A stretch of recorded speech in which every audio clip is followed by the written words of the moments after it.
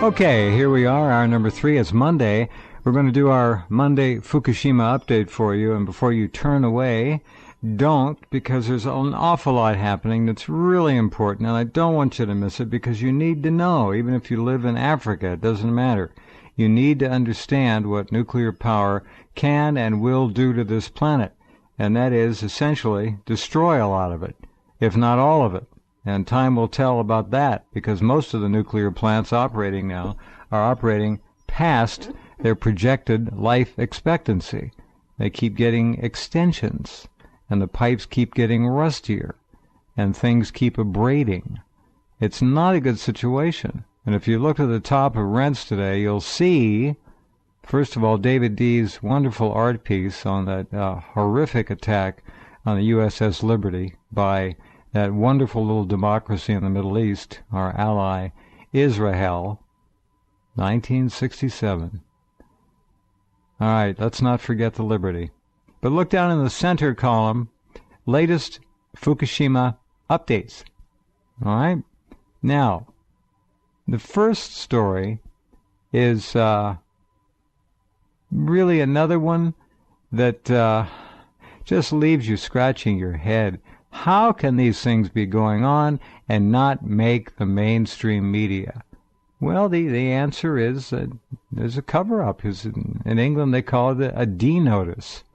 All right? Now, the headline is simple. NOAA. All right? You know, NOAA, National Oceanographic and Aeronautics Administration. Beaches full of dead baby sea lions off California. Well, the beaches are actually on California, but you get the picture. Many aborted fetuses. Garbage bags filled with animals along the coast. Carts in freezers overflowing with dead bodies.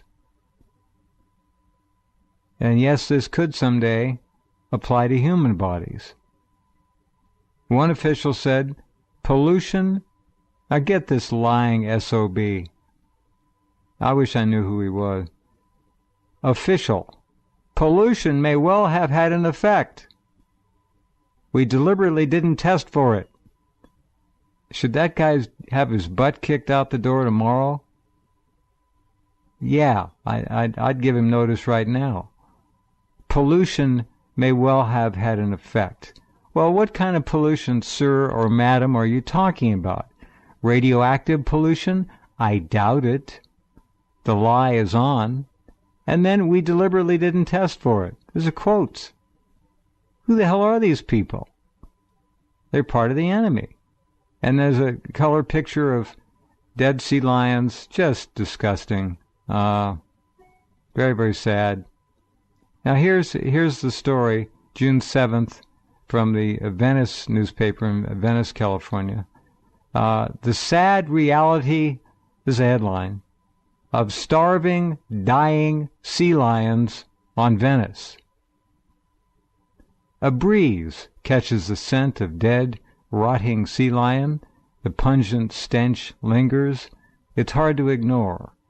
The dead sea pups are small enough to be tied up tight in black plastic garbage bags, but the larger adult sea lions lay right out in the open. So says somebody named Nick in Heel the Bay, it's quite frightening. They wash up on our beaches weak and sickened, and in many cases dying, which is what you see in the bags. The National Geographic chimes in with number of starving sea lions in California unprecedented, raising questions about what the future holds after 3 years of mass strandings. More than 3,000 starving sea lion pups have washed up, and those are the lucky ones. The situation on California's Channel Islands, where more than 90% of the U.S. sea lion population congregates to breed and nurse young, is even worse. The few pups that have enough strength to leave the rookeries and make it to the mainland get recorded as strandings, says NOAA's Mark Lowry. There's a lot of death out there, but nowhere do you see the word that begins with the letter R. Or the letter F for Fukushima, for that matter. So what we have are stories here that all begin with the letter L. Lies. They're all lying. And I hope some of you out there are a little bit perturbed by what I'm reporting here. All right? Now, if that isn't enough for you, government expert, well, right away you got to raise an eyebrow or two. West Coast will soon be hit. Now, how many years have we been telling you this stuff? First of all, about the sea lions and sea life in general. All of it. Sea lions are at the top of the food chain. They're getting the most concentrated doses in the fish they eat. We've been telling you this for over 4 years, 4.5 years now. Yoichi Shimatsu is on with us, of course. Yoichi was one of the first to say it on this program, but a week or two after Fukushima went up. Dana Durnford is on with us as well. We'll bring him on in just a minute. And he was certainly a man who put his life on the line to prove all this. We'll talk to him about his trip, just concluded. So here's the story. Government expert, now get ready. Get ready, you realtors. West Coast will soon be hit by 800 trillion becquerels of Fukushima Cesium-137. That's nearly equal the amount of total fallout deposited on Japan by the Fukushima catastrophe. The West Coast will soon be hit by 800 trillion becquerels of Fukushima Cesium-137, nearly equal to the amount of fallout deposited on all Japan.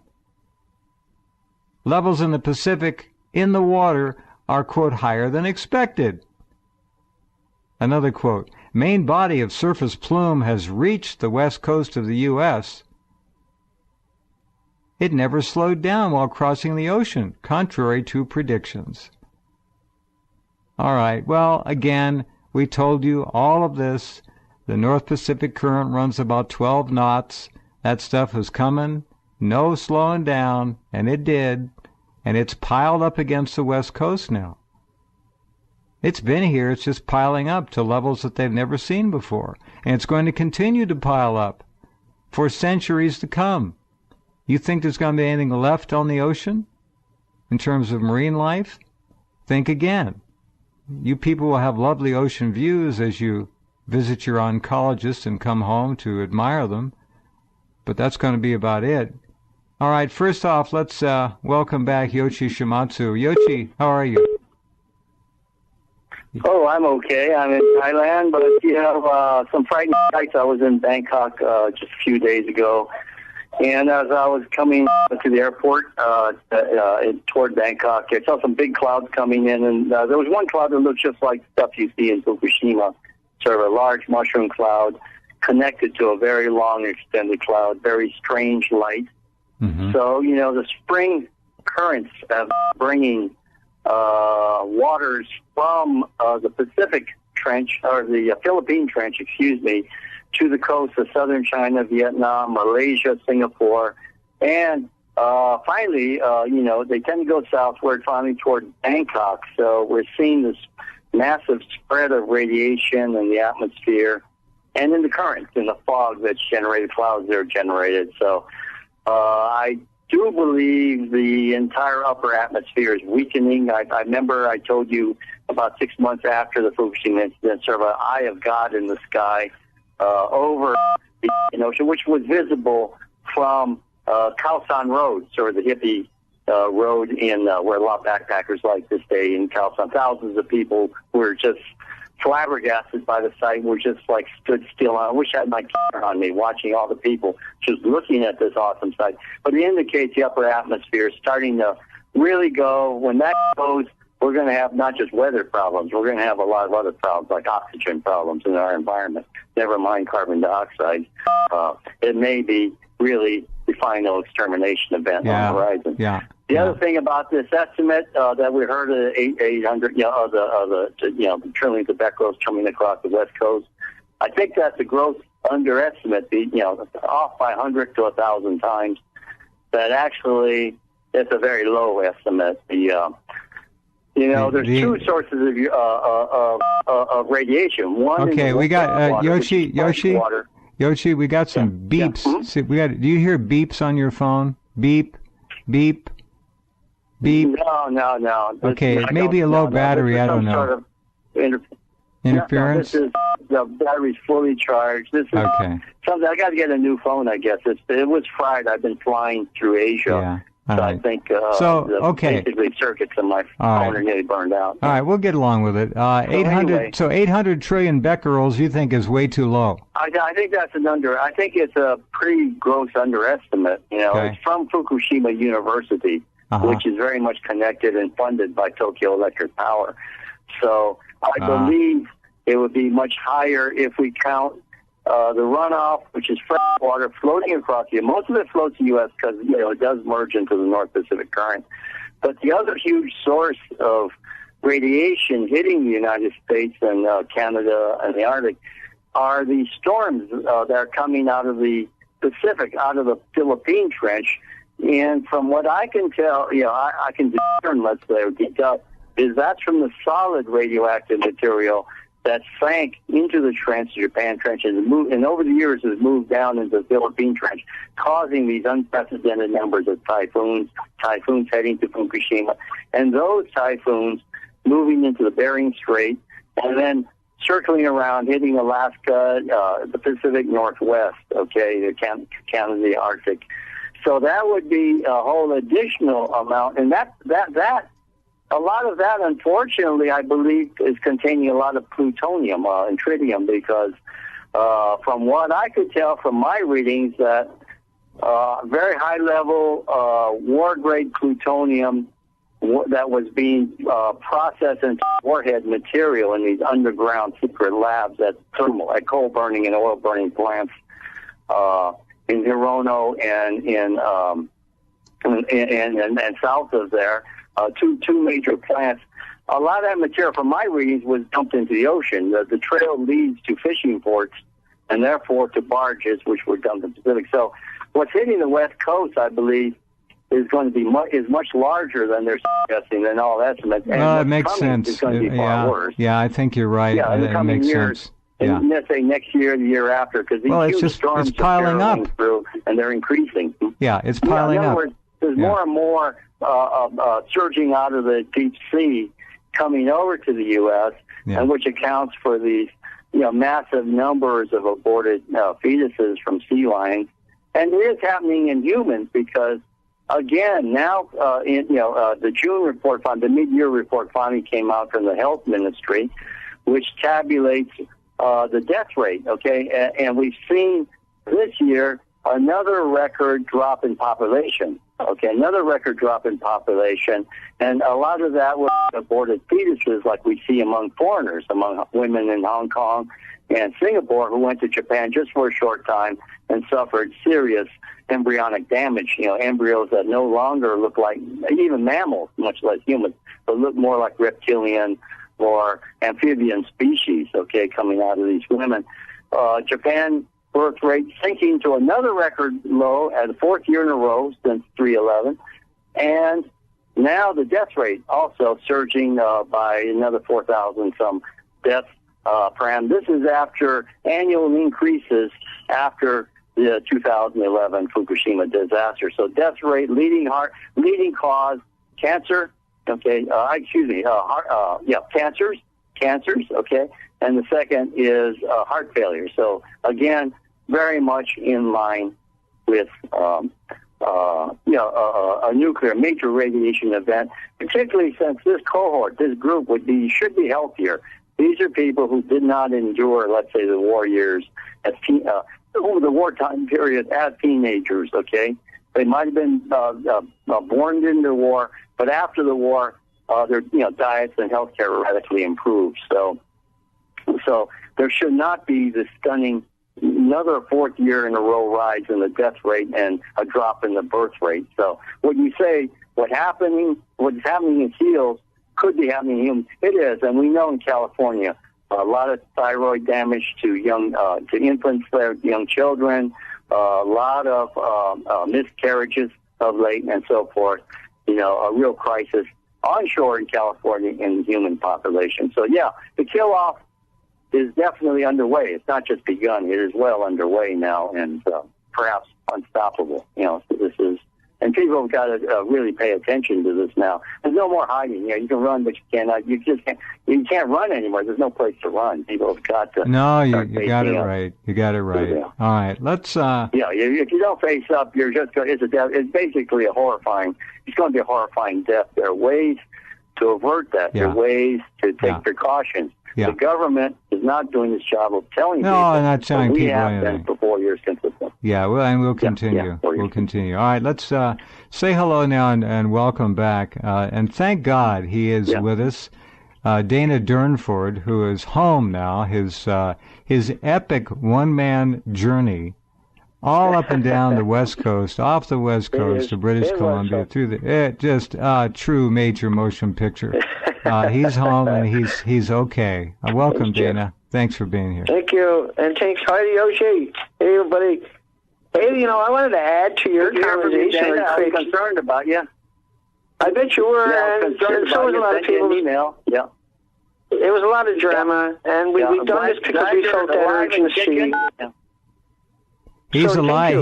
He's alive and kicking, and there was a lot of drama. Yes, indeed. That's good, man. That's best news. I spent. Yoichi, you laughed at it. I spent 2 weeks in bed. And I slept 3 times a day, and I slept all night. And then I've been uploading pictures for the last 2 weeks, but then I still sleep all day, and I still sleep all night. But I'm going to be heading back out in another 7 or 8 days for a 10-day trip with 2 more people with me this time, and we're going to go pretty easy, 2 times a day, and just finish up, just clean up a few cleanups. For the benefit of the people listening to this program, can you spell out the name of your website again for everyone to look it up and see all that raw data, all that data that you collected? Yeah. Yeah, that's an amazing amount of data that we're rolling up. Okay, and I'm just hang on. I just wanted to make sure. It's easy. Nuclear. I got the nuclear proctologist, PROCTOLOGIST. It's just like the doctor. I was writing down about what Yoichi was talking about, and I didn't want to forget it. I just wanted to touch up on that before I forget about it, and I'll come right back to that if you can afford me a few moments here.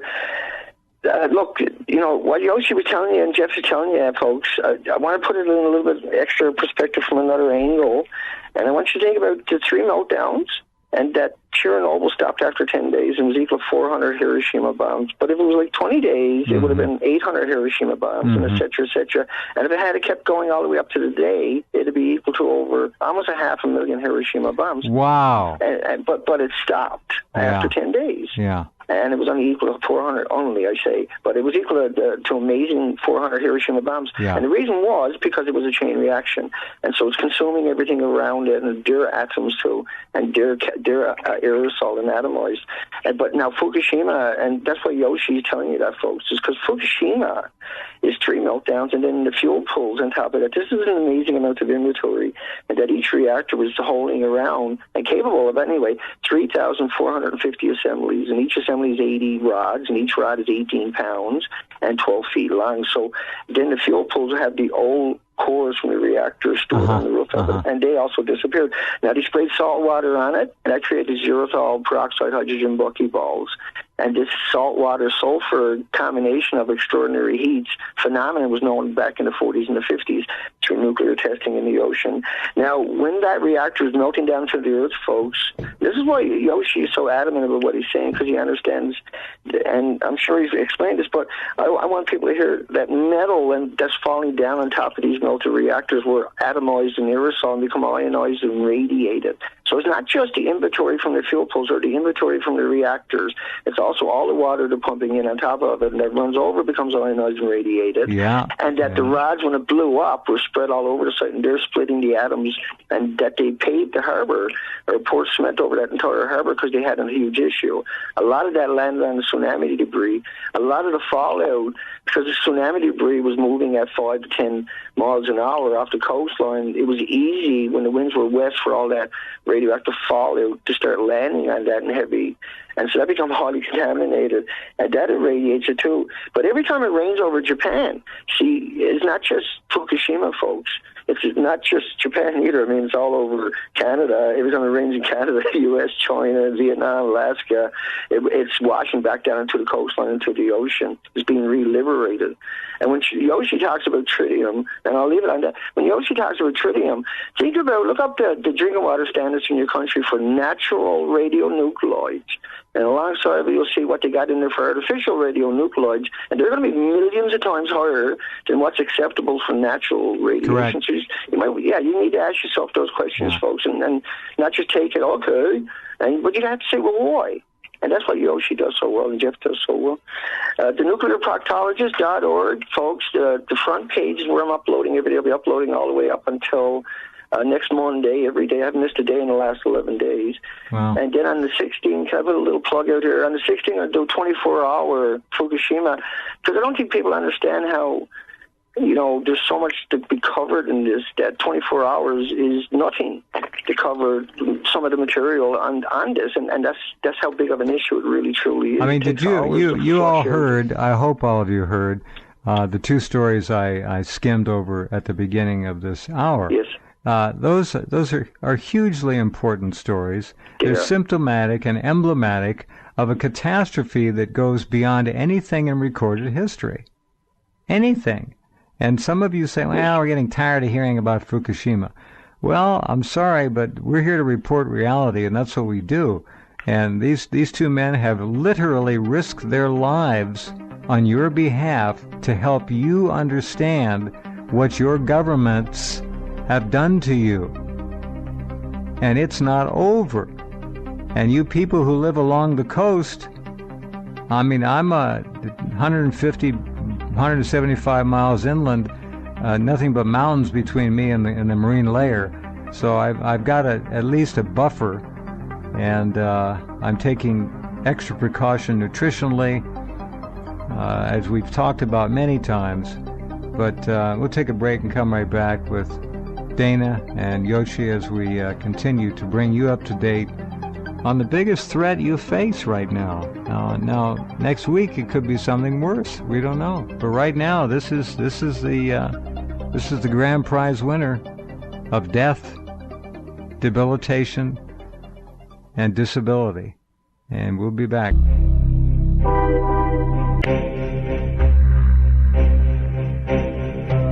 Okay, and we're back with Dana and Yoichi. Okay, Dana, as you look back on your trip and all the data you've gathered, which you are trying to upload, where are we in terms of BC? You heard what's going on in Southern California, the Channel Islands, and the beaches, the massive death at the top of the food chain, which is very disturbing. What do you have to add to that regarding British Columbia? Yeah, thanks, Jeff. You're right. And so I was a little bit more jollier at the beginning there than I am when I talk about this particular part of the conversation, because we just done 160 days straight on the ocean, and we went through the archipelagos, 26,000 islands up here, and then we managed to get over to the coveted Queen Charlotte archipelagos. It's about 350 kilometers long for people that are not familiar, and I went through it twice. And now I went through it in the winter, so it's different going through the winter than it is the summer. But it had to be done. We had to know for sure because of what we saw. And so the original pictures uploaded the first 7 days were all laying gear on the most northwesterly point of Canada. And the underwater footage and the pictures are also up at the nuclear. And you got to put DA, folks, THE, nuclear, then proctologist.org to get the site. And the underwater pictures were not showing any shells whatsoever, which is extraordinary all on its own.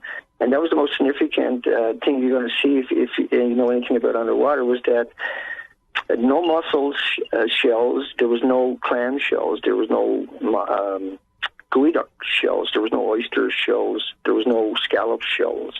There was no periwinkle shells, no snail shells. There was no other kind of vegetations. The urchins weren't. There was lots of urchins, though. Well, that doesn't mean they were healthy. And that's the point I'm trying to make, is that there was all this kelp there in one spot, but none of the urchins, even though there was a lot right there, and you can see it in the picture, none of them were climbing on the kelp. Now, I was an ex-commercial diver for 14 years, and one of the things I'd done was harvest urchins, and they would fall, you would knock them right off the kelp into your bag rather than try to break them off a rock. And a sea urchin is full of spines, so it can pin itself really sharply to that rock, and you only get one kick at knocking it loose. And the sea urchin is picked as a product for Japan, basically. Now, that was one of the rare products that we see in the footage whatsoever. And we see two sea anemones, and basically out of the 5,600 highly visible species that should have been there, all we seen was algae and sea urchins, and all the starfish, but we did see, not very many, we didn't see any underwater. I don't think we've seen one, maybe one underwater in all the footage. Now, the footage, I put up footage today, Fukushima's underwater combo, Louise Narrows, Hawaii, BC, Canada. And so it's pictures, video, and underwater video of this unique passage. And the pictures are up there. They're the main pictures today. The front page is the main pictures. And that is completely eradicated. Now, that was one of the most unique spots because it's on the back of the islands in the Queen Charlotte's in the archipelagos that are isolated from the rest of the world. And the ocean has to flood through there 4 times a day in different directions as the tide's changing. And this whole area is really all the yachts and wealthy people would get there, and it's the natives themselves, and there's before pictures of that, easy to find on the internet for anybody that wants to go look it up.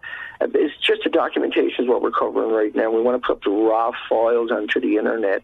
And so what we're looking at now shows there was no carcasses left anywhere definitively in all the pictures.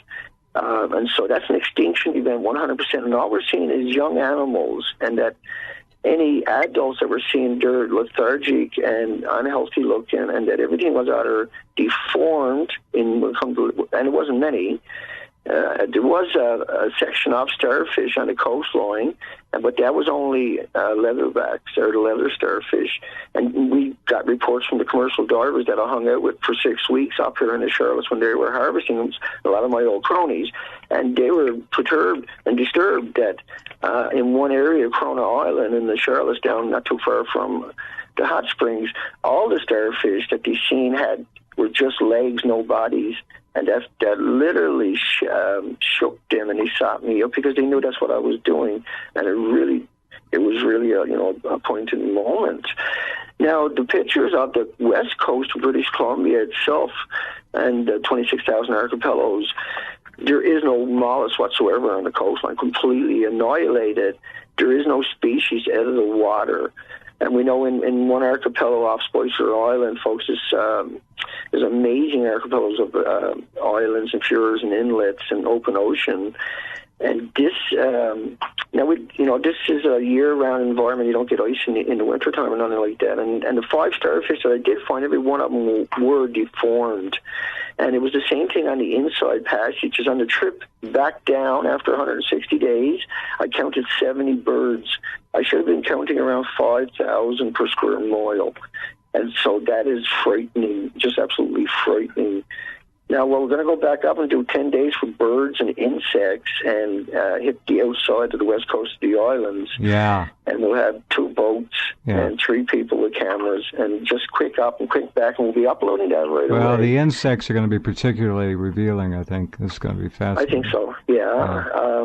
There is nothing, there's no smell on the shoreline. All the habitat is completely missing. There's nothing there for any migratory animals and birds to feed on or sustain themselves on. And like the aquats and all the stories you cover, a lot of these animals die off. Now, what's really staggering about everything that's up on the site already from the trip is that underwater footage, you can see all the way to the bottom, and you shouldn't be able to. because you should be full of krill that time of the year and this time of the year. And that's what sustains the mass of 5,000 birds per square mile. And everything else, all the whales and then all the fish that have to feed off the migratory fish, the migratory animals and birds that are dependent upon that. And then the shoreline and the life and the animals on the coastline in those archipelagos don't have many natural predators, and so they're very visible on the shorelines. And it was very eerie on the way back. To put it, is the point I want to make on that part was that there was nothing. It was flat calm. The only time in the whole trip it was flat calm and sunny was after 160 days the whole way home. I mean, it was flat for 425 miles, and there was no birds. It was weird. There was 2 birds got out of my way, and I'm traveling at around 50 kilometers an hour on a 24-foot Coast Guard. Got it. You know, and so I should be swerving around birds because there's so many birds. I should be just taking 10,000 pictures on the way down. Yeah. All right. Hold on a second, Dana. And Yoichi, when we come back, let's get you to weigh in on this. What is happening over there is there was a call day before yesterday that Fukushima, the entire province, county, prefecture, apparently should be abandoned. That was the call as I saw it. We'll get your take on that and more. And how about being a realtor on the West Coast, huh? Selling the Ocean View property? Sweating every time you talk to somebody? Hold on, we'll be right back.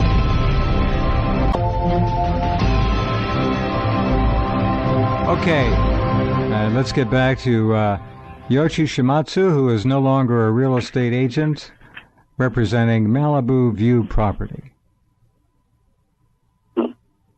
Yeah, what Dana was saying about the mollusks, the clams and so on, very frightening because, they feed on algae, plankton, the smallest one-cell life forms. It means the ocean really is massively contaminated and right at the base of the food chain. Well, Yoichi, when you can see the bottom of the ocean through 30 feet of water or 40 feet of water, which you can apparently off Santa Barbara as well, that's an example of totally denuded ocean life all up and down the coast. This is a total extinction event for marine life, and unfortunately it's creeping onshore, as we know, through insects, birds, sea mammals.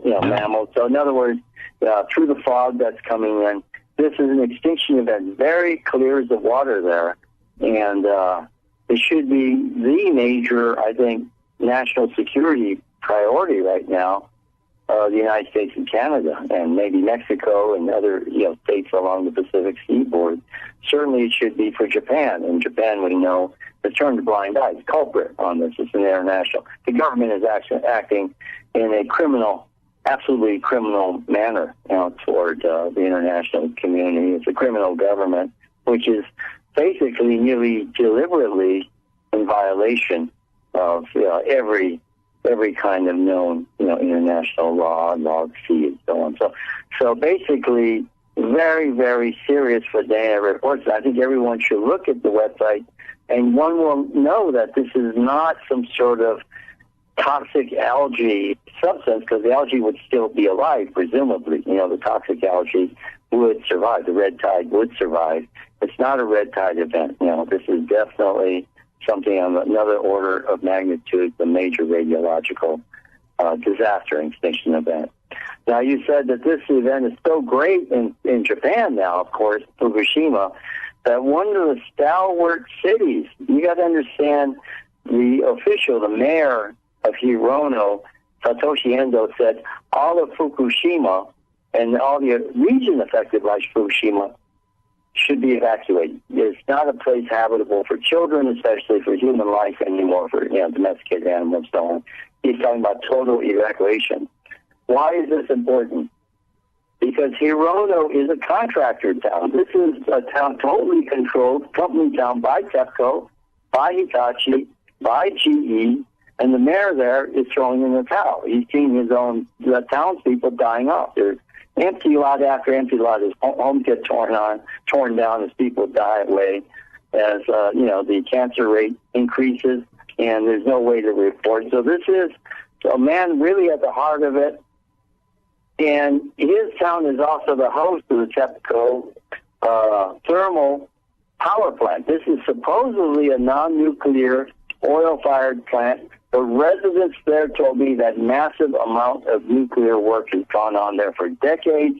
And if you look at Google Map photos, you'll see very large parking lots where they're putting garbage bags on top of that to hide the major nuclear weapon sites that were underground there at this site. And the locals are saying, I kept saying this is an oil burning plant, and they kept insisting that there's nuclear work going on there, and that is part of the Fukushima 2 and 1 nuclear complex. This is what the locals said, that there's been plant mutations, flower mutations there for decades now.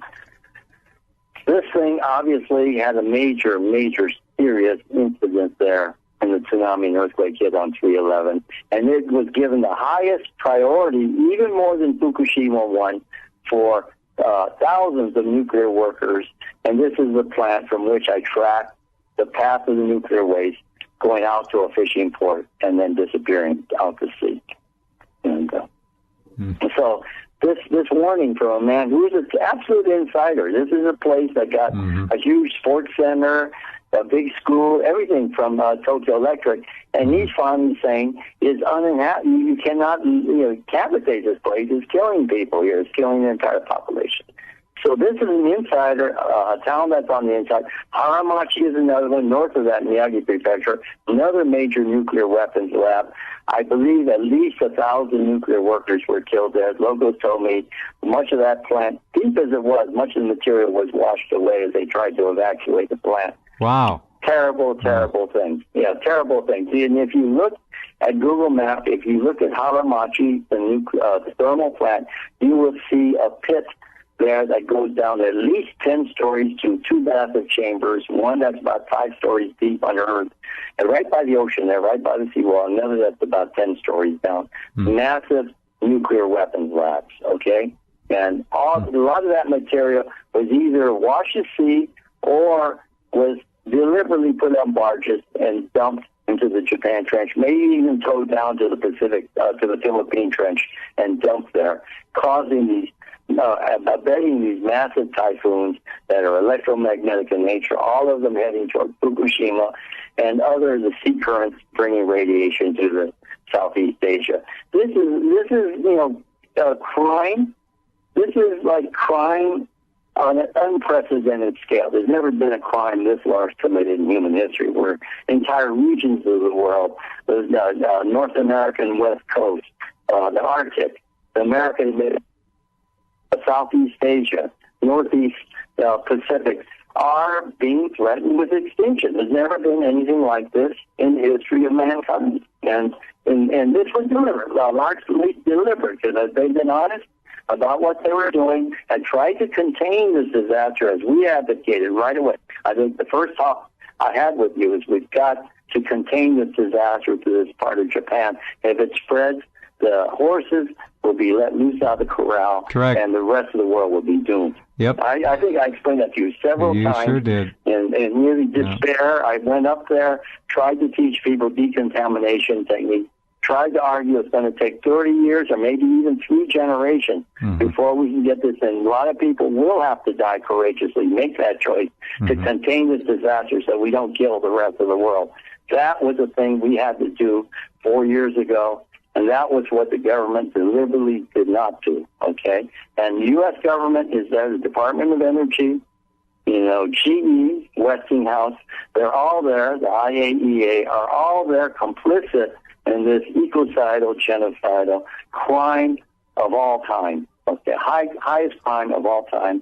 And they got to be brought to justice, because that's the last thing the last person on the planet does, is we've got to bring these fools to justice somehow. Okay, so anyway, so the extent of this, when the man is saying he needs to move his children out of there, the government, the Ministry of Education, I explained this to you when I was inside the zone 2 years ago. I said, no, two and a half years ago, I spoke with you on phone from inside the radiation or inside Tokyo, because they cut off my call there, explaining that the government was not allowing the children of Hirono, which has massive radioactive contamination, to attend schools in other towns or cities. They're going to take them out of enrollment and force them to come back to the local school, okay? And the townspeople were despairing. They said, how can they just a death sentence to bring these children back? Not just for the children, but it's for the heartbreak for the parents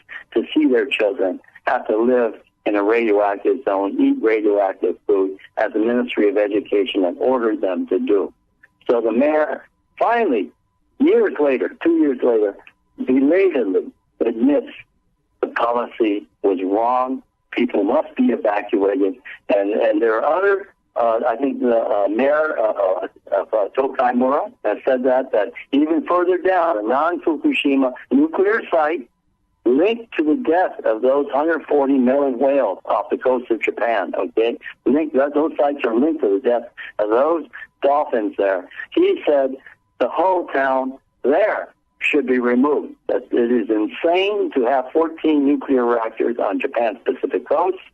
It is insane to have people live there near those plants. It is much too dangerous, and especially children must be moved out, okay? Now, the truth that we have been asserting for more than 4 years, okay, since the start of this disaster, is now being expressed by the people who were collaborators of Tokyo Electric Power Company, collaborators of the Japan's Nuclear Research Institute, people who are at the very heart of the nuclear establishment, who are receiving millions of dollars for their townships from that industry, are now coming out with the proof this has been a disaster. You're going to, yes.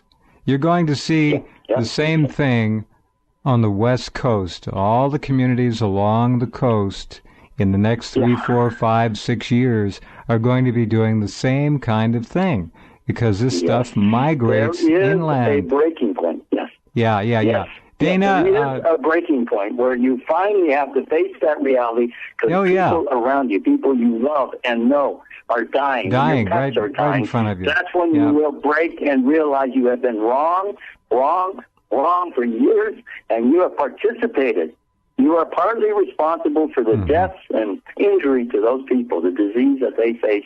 Exactly. And then you must face up to that. That's why these officials are so broken.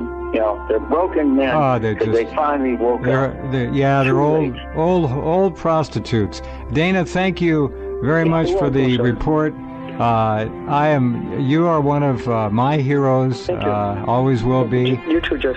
Oh, thank you. And you take care of yourself, and we'll report here with you. Anytime you want to come on, you let me know.